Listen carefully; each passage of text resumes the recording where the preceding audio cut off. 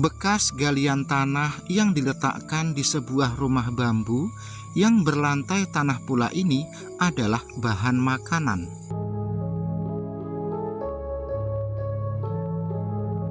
Mbah Rasimah membesarkan kelima orang anaknya berjualan makanan yang terbuat dari tanah.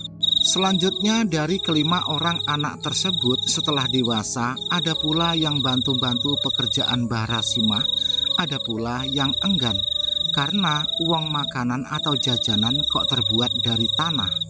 Galian tanah tersebut diambil dari persawahan, namun persawahan itu pun bukan milik sendiri. Mbah Rasimah menyewa sawah milik orang.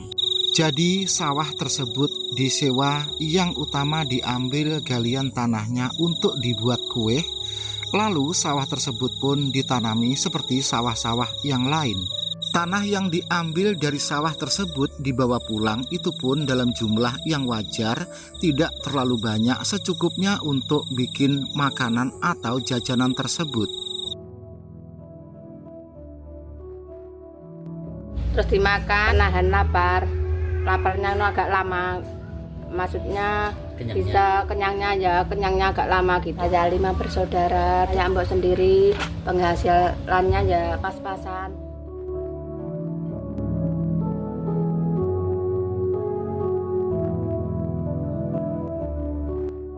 Kue atau jajanan yang terbuat dari tanah tersebut namanya adalah ampo.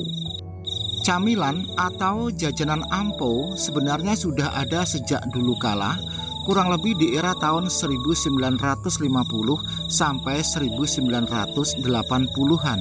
Namun di era sekarang jajanan atau camilan ampo yang terbuat dari tanah murni ini sudah tidak ada lagi, namun masih ada satu-satunya Mbah Rasimah yang ada di Dusun Trowulan, Kecamatan Semanding, Kabupaten Tuban, Provinsi Jawa Timur. Bila di suatu saat atau suatu hari Anda berkunjung ke rumahnya Mbah Rasimah ini, camilan jajanan ampo tersebut 1 kilogram Rp10.000. Selanjutnya mungkin dalam hati Anda pun bertanya, jajanan makanan kok terbuat dari tanah ya? Di era sekarang memang siapa ya yang mau makan? Namun nyatanya sampai sekarang Mbah Rasimah masih memproduksi ampo tersebut dan ada penampungnya.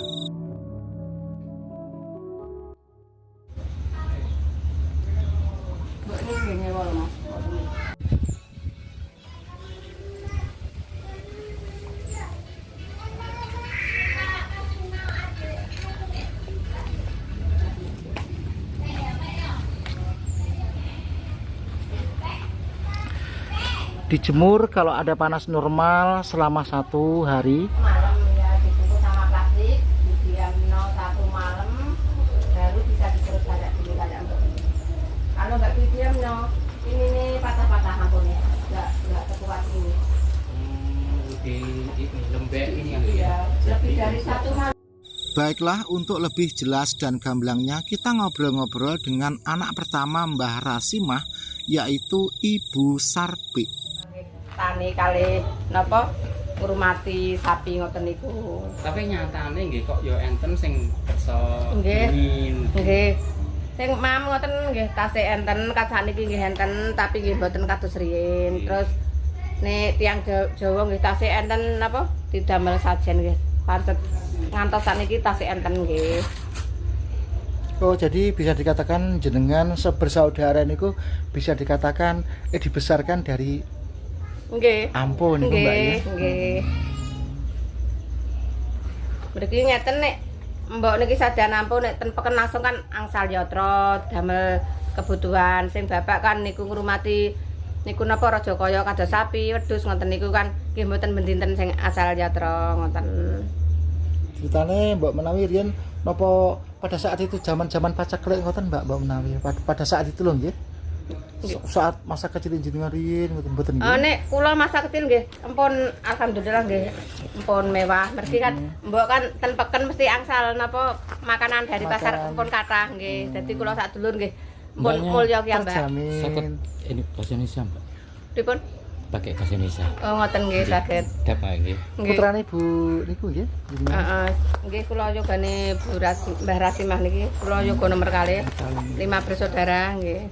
Generasi kepinten jenengan? Kula gangsal. Nggih saged derek kula ndamel-ndamel ngene iki, tapi prosese mulai awal kan niku maksude sing mboten saged niku kan damel kotakane niku lho. Dap nggih. Nggih. Kula nyuwun iki atas napa suranipun panjenengan. Asin dulu.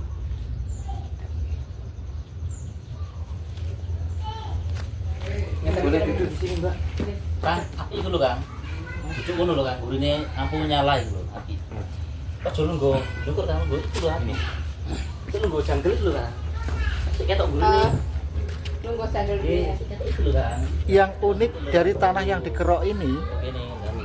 bisa tergulung sendiri dan tidak patah atau tidak hancur ya Mbah ya. Nah, yang unik di situ jadi tanah ini dipegang itu tidak patah. Bahkan sampai dijemur, sampai diangkat, sampai dimasak atau dipanggang itu tidak patah dan tidak pecah.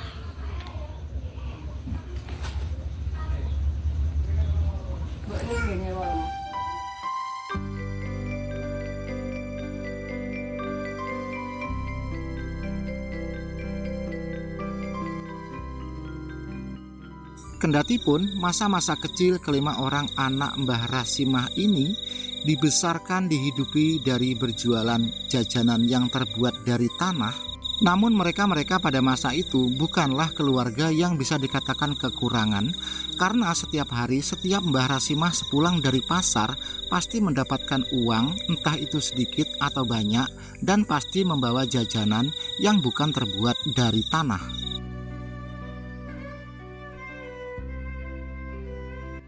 Pada masa itu atau pada masa-masa kecil mereka memang ada yang namanya masa transisi atau masa paceklik.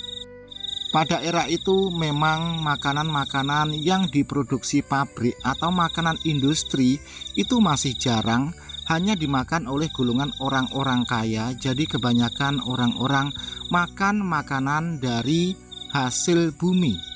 Sedangkan di masa-masa sebelum panen, misalkan ladang tanamannya jagung dan ubi kayu, sawah tanamannya padi, sebelum itu semua panen, itulah yang disebut dengan masa paceklik. Dan sungguh jauh berbeda dengan era sekarang, walaupun sawah dan ladang belum panen, tetapi stok beras, stok jagung dan gaplek yang ada di gudang masih ada. Dan di era sekarang, makanan-makanan industri yang dibuat pabrik di toko-toko kan banyak, seperti mie, roti, tetek mengek dan lain sebagainya. Kalau di era dulu jarang sekali ada makanan-makanan yang dijual di toko. Jadi di era jadul atau di era zaman dulu, camilan ampuh ini sekedar untuk penahan lapar. Nah, dengerin dulu ya, saya mau cerita. Di era tahun 70 dan tahun 80-an tidak ada pagi-pagi itu orang sarapan tuh tidak ada, kecuali orang-orang yang sugih atau orang-orang yang kaya barulah kalau pagi sarapan. Dan tentunya siapapun juga selepas bangun tidur sampai sekitar jam 9 atau jam 10 belum makan apapun, kan perut itu terasa lapar dan keroncongan. Jadi pada masa itu, pada saat perut terlilit terasa lapar, malah makanan camilan yang terbuat dari tanah.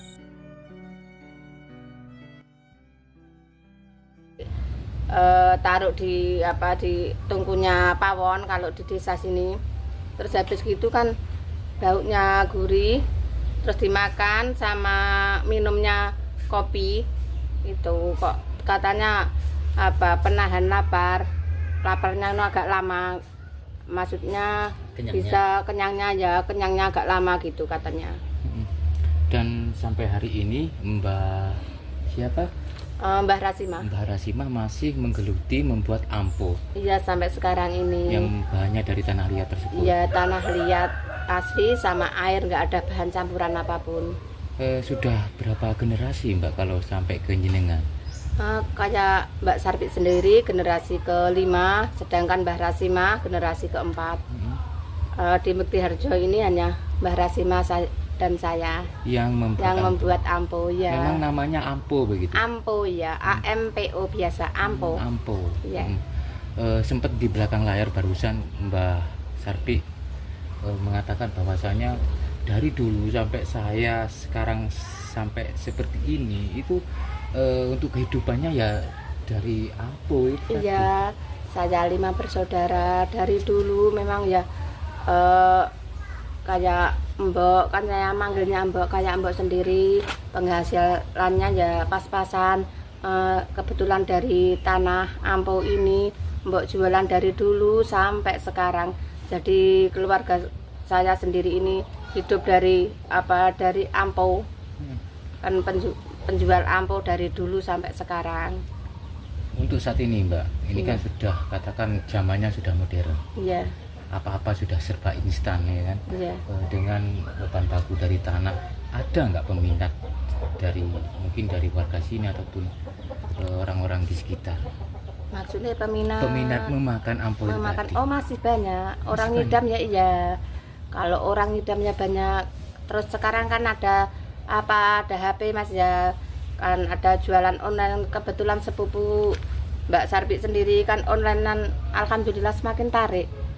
Terus banyak yang pesen buat dimakan, ada yang pesen yang tebal, ada yang pesen yang gosong, banyak Mas sekarang. Kalau boleh tahu untuk rasanya seperti apa itu? Rasanya gimana ya, tanah-tanah asap. Kalau Mas pernah minum di air air kendi yang baru, itu kan agak-agak bau asap gitu rasanya. Ya nggak pahit Mas, namanya juga tanah, jadi ya asap-asap ngenal di gigi itu aja. Perlu tanah khusus enggak untuk bahan baku Ampuh tadi? Iya Mas, tanah khusus. Seperti apa itu kontur ataupun tekstur tanah yang seperti apa, jenis tanah seperti apa? Kayak Ampuh ini ya tanahnya nomor 1 ya, khusus buat Ampuh, terus warnanya hitam, terus dia bebas dari dari kotoran, dari batu kerikil, dari kayak serat-serat gitu Mas. Ngambilnya di sawah Ngajaran di sini. Kebetulan Mbok juga nyewa Mas, nggak ada di sini yang sembarangan diambil, cuma ada di punyai Bapak almarhum Salim.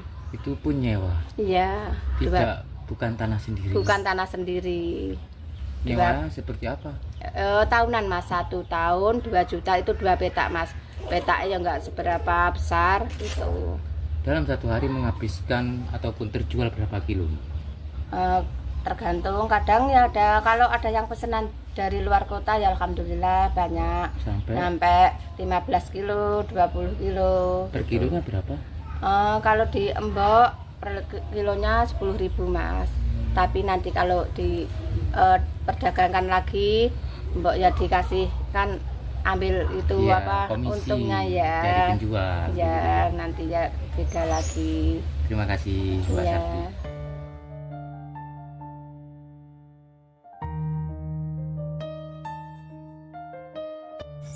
Terima kasih, semoga konten video YouTube ini memberikan informasi juga edukasi walaupun sedikit.